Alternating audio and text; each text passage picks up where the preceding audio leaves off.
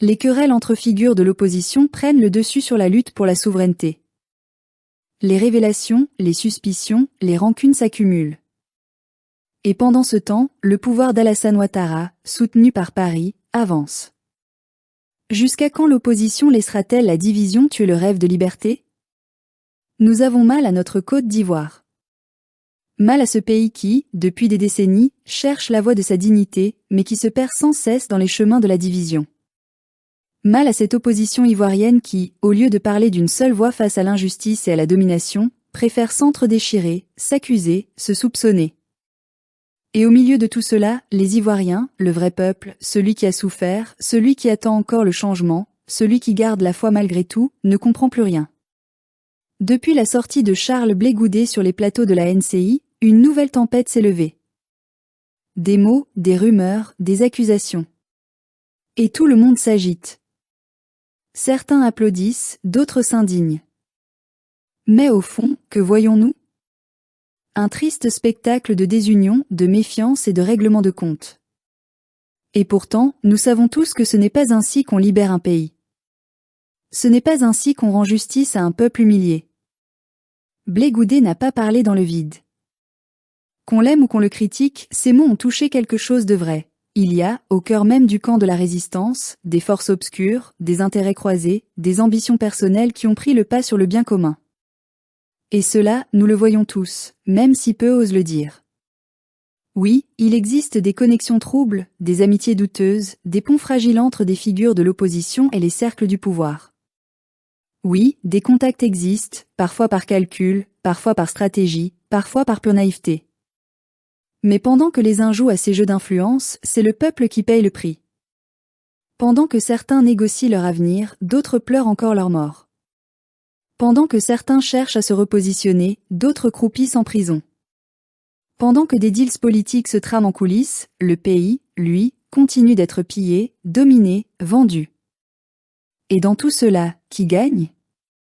Ce n'est ni Gbagbo, ni Blé Goudé, ni même les militants du PPACI ou du COJEP. C'est Alassane Ouattara. C'est la France. C'est ce système colonial qui se frotte les mains en nous voyant nous battre entre nous. Chaque fois que nous nous divisons, Paris respire. Chaque fois que nous nous insultons, les multinationales s'enrichissent. Chaque fois que nous nous tournons les uns contre les autres, les vrais ennemis se renforcent.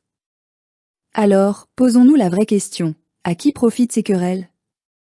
À qui profite cette opposition éclatée, fatiguée, démoralisée? Certainement pas au peuple ivoirien. Le président Gbagbo, malgré tout ce qu'on peut lui reprocher, reste une figure historique. Il a tenu tête à la France, il a payé le prix fort de la souveraineté.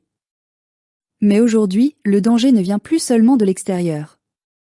Il vient aussi de l'intérieur, de ses luttes intestines, de ses conseillers aux intérêts flous, de ses influences étrangères qui continuent de tenter nos rangs sous des visages amis.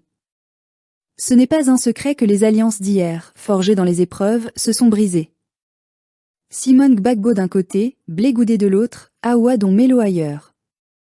Et maintenant des soupçons autour du parti, autour de la deuxième épouse du président, autour des rapports entre certains cadres et le pouvoir. Tout cela alimente la confusion, le doute, la méfiance. Mais nous ne devons pas tomber dans le piège de la haine. Nous ne devons pas confondre critique et destruction. Car c'est justement ce que veut le système en face, que nous nous consumions dans nos propres flammes pendant qu'il consolide son emprise sur le pays. Il faut le dire avec force, le vrai problème de la Côte d'Ivoire, ce n'est pas un individu, ce n'est pas une femme, ce n'est pas un parti.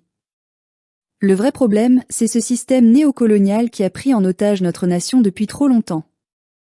Un système qui manipule les ambitions, finance les divisions, entretient la haine et récompense la trahison. Un système qui a fait du mensonge une arme politique et de la soumission un moyen de gouverner. Et tant que nous ne comprendrons pas cela, tant que nous continuerons à nous attaquer entre nous, nous ne sortirons jamais du piège. Car le combat que Gbagbo a initié n'était pas un combat de personnes, mais un combat d'idées.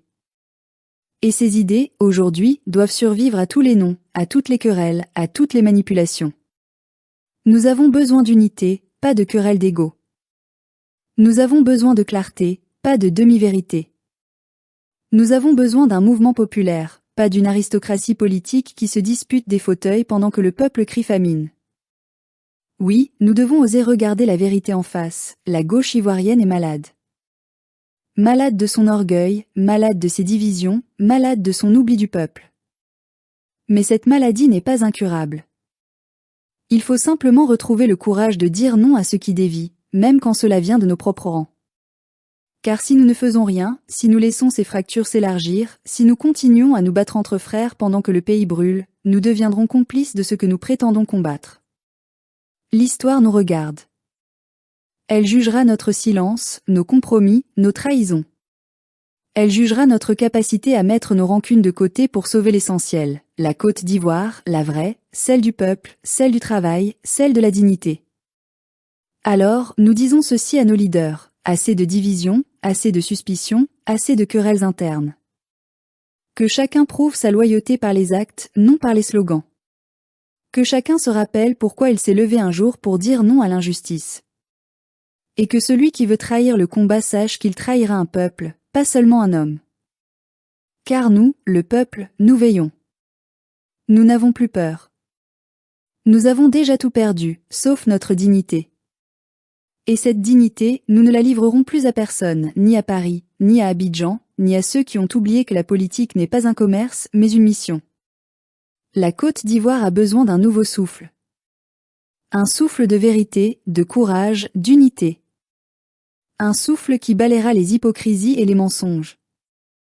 Un souffle qui remettra le peuple au centre de tout. Car tant qu'il restera un seul Ivoirien capable de se lever pour la justice, le combat de Gbagbo ne sera pas mort.